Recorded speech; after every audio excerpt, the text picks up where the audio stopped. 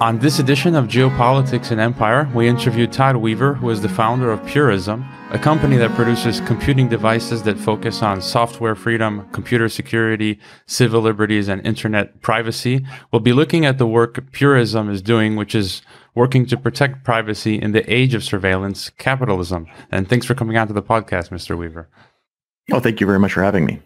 Now, I've been following Purism for a long time, and I admire what you're doing. I had been thinking for the longest time to make a purchase, and perhaps next year I will.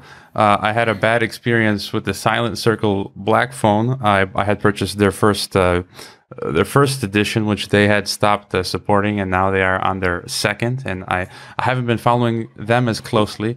But Purism creates devices such as laptops, desktops, cell phones, which are made to ensure the maximum level of privacy technically possible for users.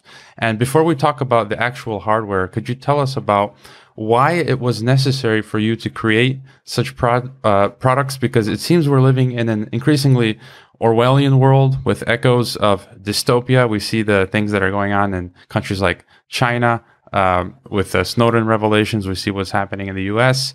We're facing corporate government spying, the unauthorized sale of our personal data. So what are the key threats to our privacies that led to the need to create Purism? Well, you highlighted an awful lot of topics there. And actually, a big piece for me was having two young daughters and seeing that the future with technology and the future that they would be participating in. And looking at it from a digital rights activist standpoint to say, these are civil liberties, these are human rights that we should be, that we should have in the digital world. And so in looking at what choices we would be having and what choices I'd be able to make as a parent for my children, it also was a different mentality than, what you as an individual are willing to give up or accept as your human rights.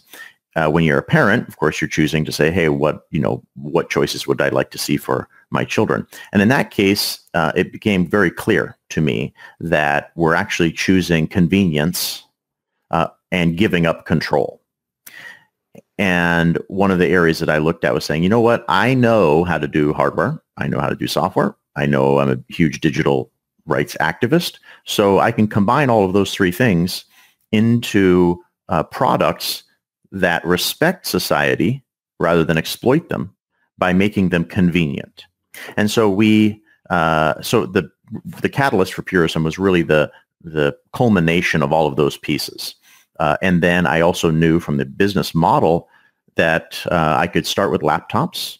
So creating the hardware side, meaning secure the entire hardware supply chain and also the privacy aspects of the hardware supply chain from laptops, and then create the operating system that allowed for that same philosophy to be carried forward.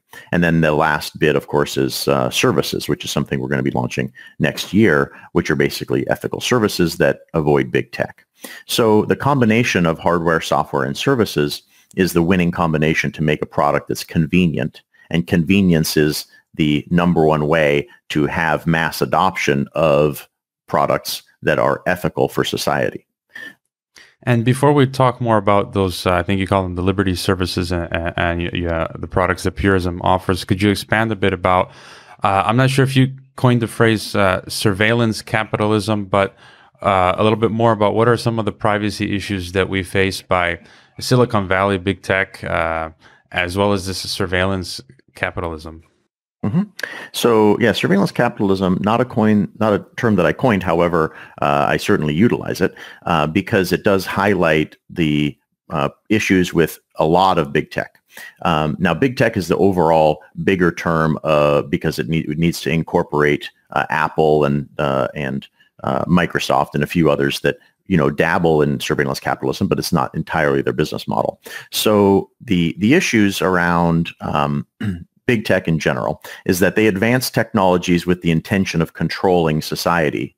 And what I mean by controlling them is, in ways in which it can be your data or it can be holding the encryption keys. And what I like to do is use it as an analogy to things in the physical world, because people can relate to things in the physical world.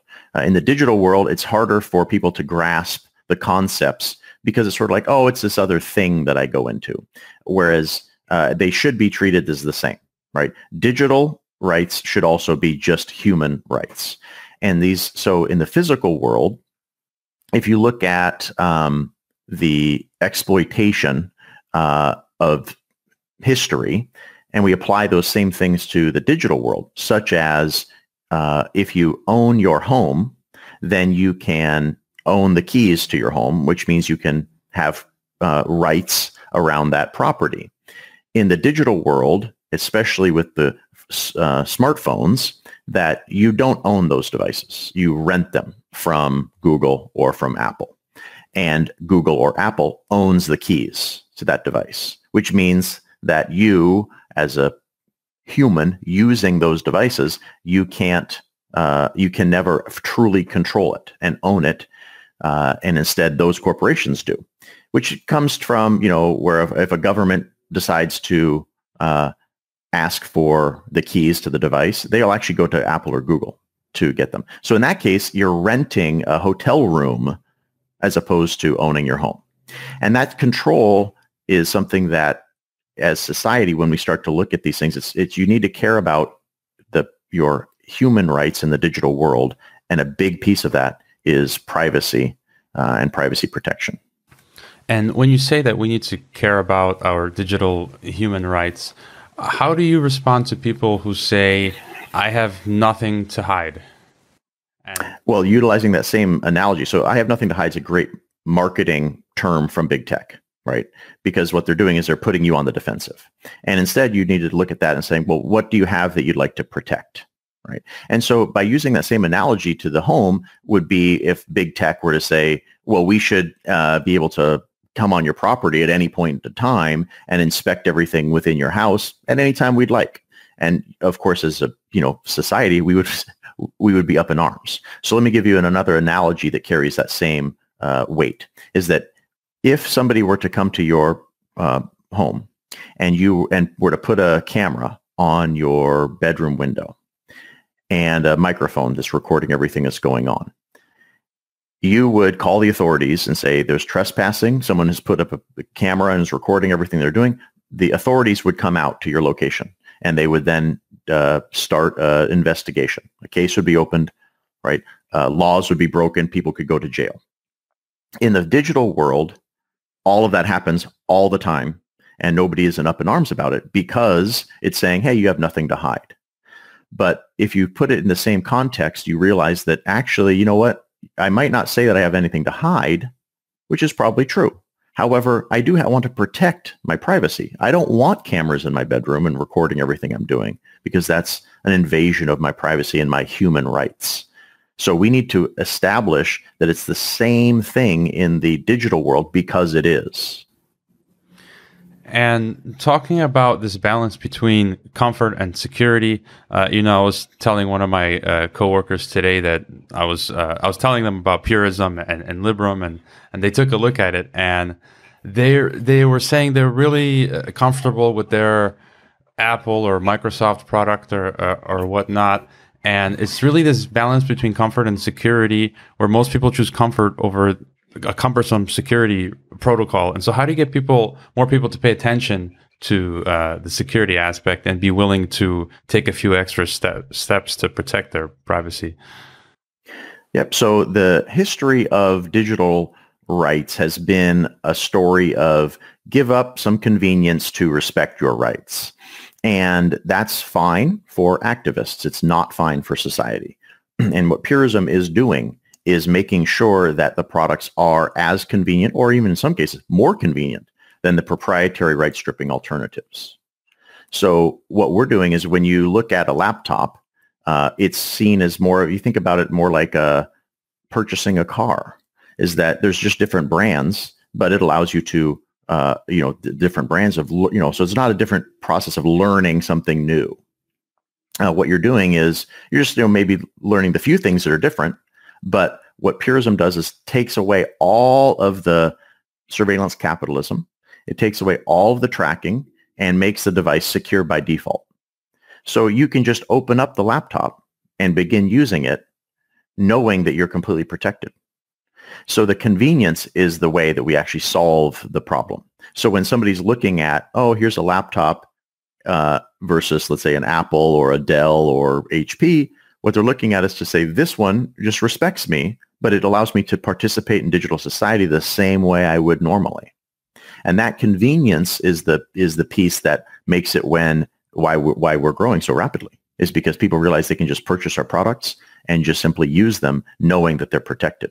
And then that, of course, carries over to our upcoming phone, which means that the phone market's different than laptops. The phone market is a duopoly of Apple and Google. Laptops, you can get a bunch of different laptop choices and even install a bunch of different operating systems if you went through the process of doing so. We bundle it up into a convenient product, and same with the phone. Is then the phone, when you look at that of a Apple phone or a Android phone or the Purism Librem phone, then you will look at that and see, well, this one here respects me. The Purism device respects my rights. So I would like to back that product.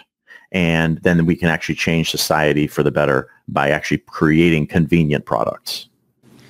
And I would suppose one of the most important things when talking about protecting one's personal privacy and digital human rights is the aspect of trust. And so I might use a VPN as an example.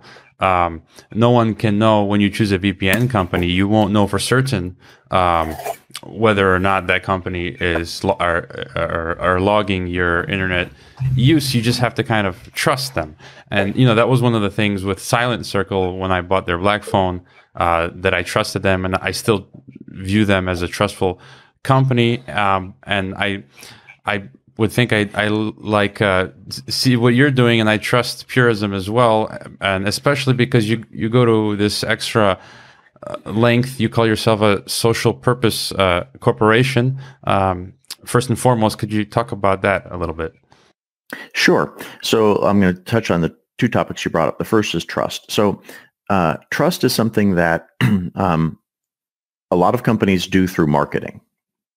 The aspect of trust, the most important piece, is the verification aspect.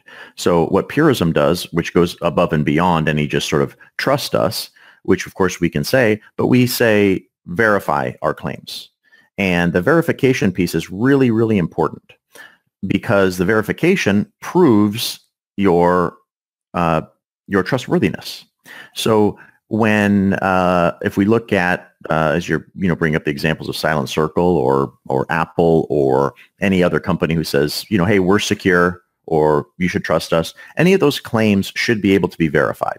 So to put that into context of, let's say, food regulation, then what we get is we get a pretty simple process where imagine a farmer who says we don't put any pesticides in our food, right, in the soil or in the, when we're growing our crop, that somebody would say, okay, that's fine, but in the U.S., we have what's called USDA Organic, which actually has a certification process to verify that the soil has not had pesticides for 2 years. And then it gains this stamp of approval to say it hasn't been tampered with. So that verification makes it where you can trust that when something says USDA Organic in the U.S., that it means it reaches a certain threshold. And if you trust that brand or that stamp, then you can trust that the system is in place. In the tech space, the majority of big tech, they simply say, trust us, and there's actually no way to verify it. So with Purism, what we do is we release all the source code. It's actually verified by third parties. It's a process called reproducible builds. And then we also release the hardware designs, the schematics for like our Librem 5 phone as an example. So the actual schematic can be confirmed against the ending products. And then the other thing that we do is we don't include any mystery code. So that means that everything that we put out can be verified. So all of our claims can actually be verified and have been. So when we make a statement about something, it carries with it significant more weight than just a marketing term. And this gets rooted in looking at solving the systemic issues of big tech corporations. So the reason Purism formed as a social purpose corporation, which is the second part of your question, we formed as a social purpose corporation because there's a systemic problem of C corporations in tech. because there are no rules nor regulations for those corporations, so they exploit humanity for their profit. And they're allowed to do that because there's no rules or regulations stopping them from doing that, and they have to maximize their shareholder value. So I knew that that was a systemic issue, and we had to solve that. So what we incorporated is what's called a social purpose corporation, which actually carries with it significant legal weight. What it means is that we have to advance our social purpose first before maximizing profit. So when we make a decision at every single level of every single day, and every line of code is a moral decision for us. We look at it and we say, we have to advance the social purpose for society in the tech space before we do anything else, which is discussing price or discussing cost, discussing how we're looking to take something to market. And that systemic change means that every decision we make for society and every product we put out, is going to be respecting you and cannot ever flip to exploit you, because we have solved the systemic issue by being a social purpose corporation. So it is actually so significant, and it needs to be highlighted as such. And could you talk about the level of control and user control and freedom that we would have with the Librem device in terms of hardware and software? From what I understand, you guys have sourced and had manufactured all of the hardware components yourselves, and I'm not sure if I'm up to speed that you had some issues with the Intel management engine. I'm not quite the computer expert or nerd, but could you tell us about how much freedom people have with your devices? Yeah, so in the game of security or freedom or privacy, it's a game of depth. And so what that is, somebody could use, let's say, a browser, and within their browser, they may install a third-party ad blocker. Right, so that's at the very top level, right? Web browsing solutions, but the game of security and freedom is you just keep digging deeper and deeper and deeper. So you can imagine it's like the browser side, and then you go lower to the operating system, and then you go to the kernel, and then you go to the bootloader, and then you finally get to the firmware that drives things, and then you get to the hardware, which means you can also get all the way to the schematic level. So across that whole stack, what Purism is doing is looking to liberate the entire process, which means put control into the hands of the individual. Now, that doesn't mean you have to do anything more, right? Because you as an individual, you get the laptop, and you open it up, and you just participate in digital society how you normally would. But on our devices, we've liberated the entire process, which means that we have no control, and we don't have any keys that are locking you into any one specific platform. And that controlling of the keys is really important, because in the existing Google or Apple world or Microsoft world, if you get a device that runs Windows, then in those three companies, they all control the keys to sign the software that runs on the device, which means they have control over the individual using them. So this manifests itself in software updates or forced upgrades of software that then can do things you didn't want to, such as invading your privacy, which is a very common thing when you are a forced upgrade to a piece of software signed by Microsoft that has new terms of service that you have to agree to even utilize the device. So you don't read them, and you just agree to them blindly. All of those things are exploiting your digital rights, and that's the change that we need to have. So what we do is we solve the entire stack, from schematics to hardware sourcing to chips to drivers, to firmware, on up the entire stack, and making sure that all the software installed is designed to respect those individuals. Now, you did bring up the Intel management engine, which is an area that's very deep down in the bowels of how a computer actually operates. But Purism has disabled and neutralized that threat to where it's non-existent on our devices. So the threat of the Intel management engine, which means it's an out-of-band or an external remote way to access computers, we've removed. So the majority of computers have this hidden backdoor but on our devices, we've removed that. So that's one example of removing those threats that could exploit an individual user of a device. And so what we do is we bundle all that together into one device that simply allows it really, really conveniently to participate in digital society. And that's the same goal we have with the phone and other services we're launching. And do you think you could potentially face any resistance in the future from perhaps either the tech giants or even the government itself? Well, so what's interesting is, so certainly from tech giants, but the area is going to be, they're going to market like heavy, right? So we already see this, right? So even Facebook will say, we protect your privacy, which of course is a laughable joke. But the big tech companies will be marketing heavy that we use security, or we protect your privacy, or we respect what you're doing, or we don't use third-party trackers, or right. But those are all marketing terms. And they don't actually solve the systemic issue, and not even scratch the surface. So we will face a huge marketing budget from big tech, but they won't actually ever look to solve the problem, which is releasing the source code under ethical free software licenses, being able to actually release the schematics of hardware designs, being able to default, install, and protect society as opposed to exploit them and their data. Those are things that are business model shifts from big tech, and they're not going to be doing that anytime soon. The second topic you brought up was from governments, but what's actually interesting about all governments is that there's two arms of them. There's the one who's wanting to say, let's look to maybe, do we put backdoors in cryptography, right, as we've seen from Australia, or do we, how do we end up fighting the what would be terrorists or criminals who are using devices, right? And they want to weaken cryptography or look at other means. But then there's the left hand of the government, which would be saying, hey, let's look at, we want to protect ourselves, right? We want devices that are going to be secured. We don't want to have other governments breaking into our devices, which is a much, much, much bigger threat. And they all love what we're doing because we're advancing security so that they control the keys, and they are completely protected.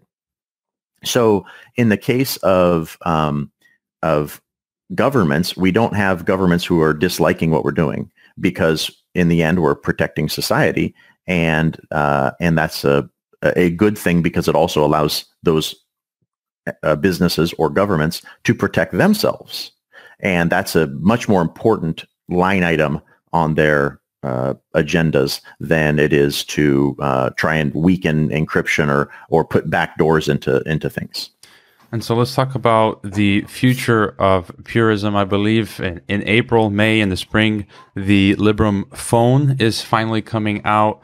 And then I've been reading that you guys have a projection into the future. You've got this plan for these Liberty services. You've just partnered with the Monero cryptocurrency, I believe. And so could you talk about the phone and a bit of your future vision?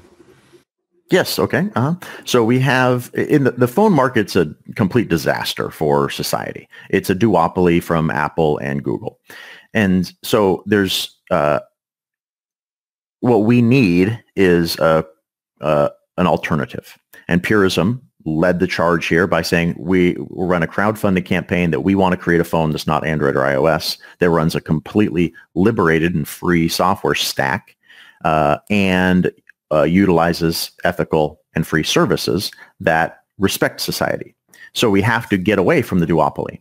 So and that spawned the Librem 5 campaign. So Librem 5 is a 5-inch smartphone that is going to run our own operating system called PureOS. It's the same one we run on laptops. And that's also Free Software Foundation endorsed. So it's a significant advancement for the ethics of society.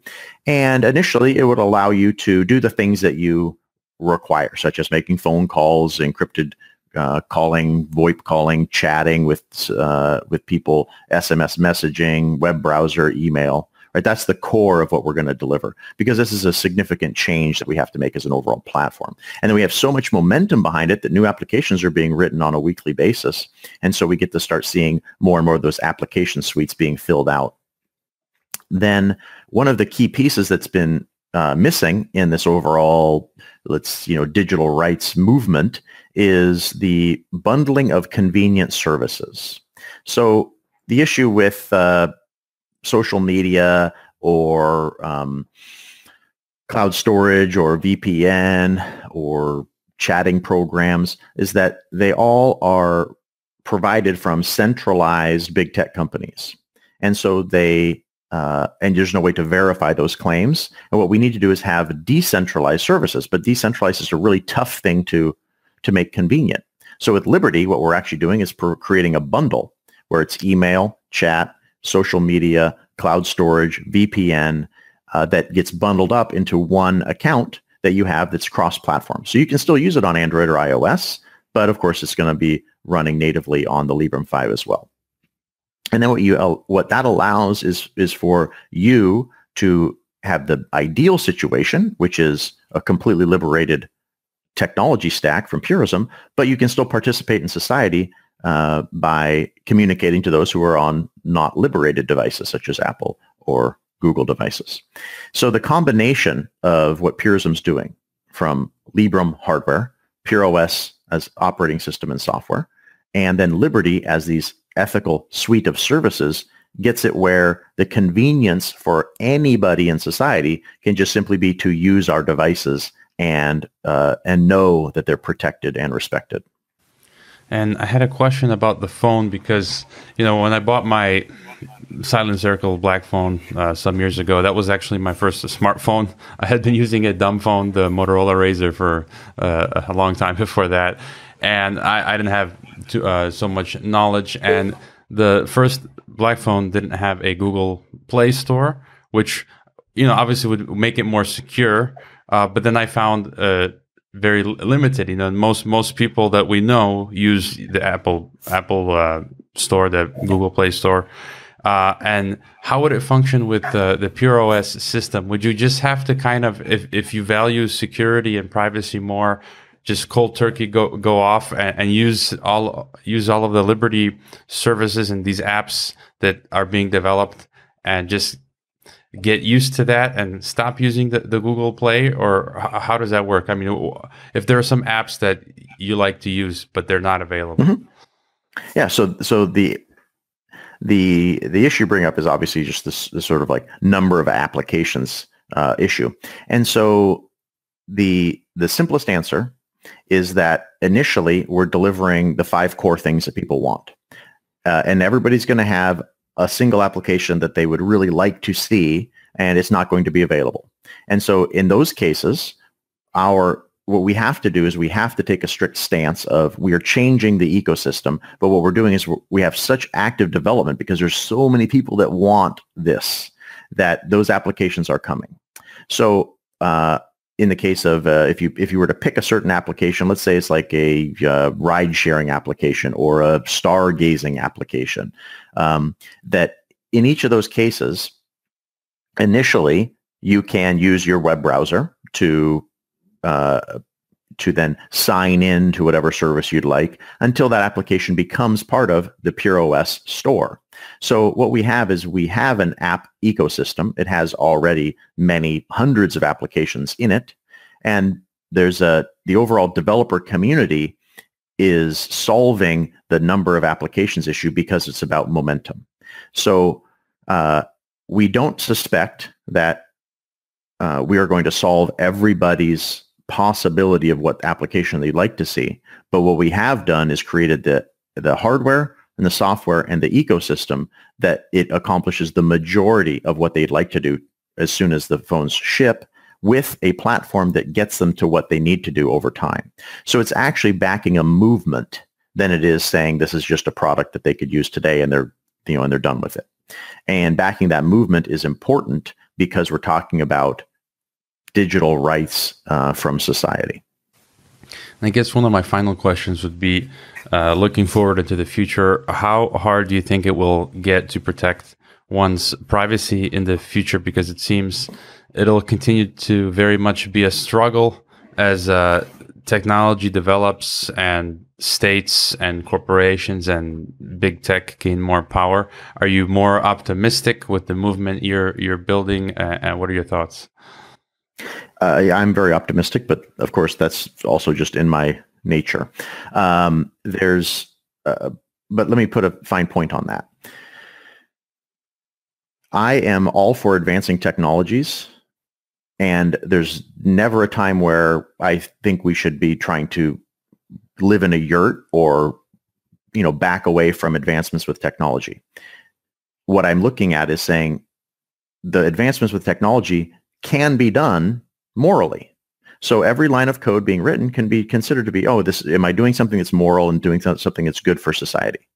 And we can actually advance faster when we all participate off of values that we all have. And so when we're talking about advancements with driverless cars, as an example, right?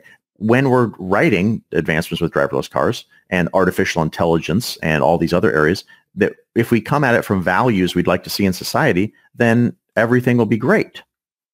When we look at it from having the current structure of big tech is that they need to maximize their shareholder value, and the number one way to maximize shareholder value is exploit society because there's no rules or regulations stopping them.